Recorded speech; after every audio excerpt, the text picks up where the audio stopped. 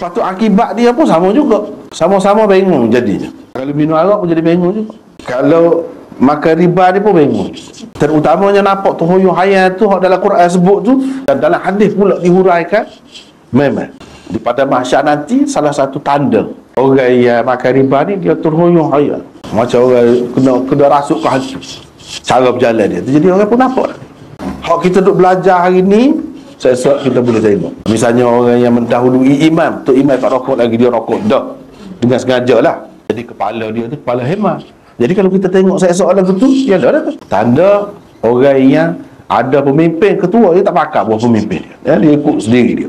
Dan kalau semayang pun gitu juga. Dan orang yang derhaka, dia setelah dia buat perjanjian, dia sudah baik, dia derhaka kepada pemimpin misalnya.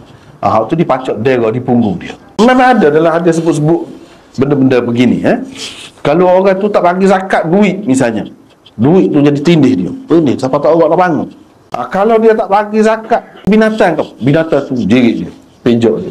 Di pada mahsyar akan berlaku begitu.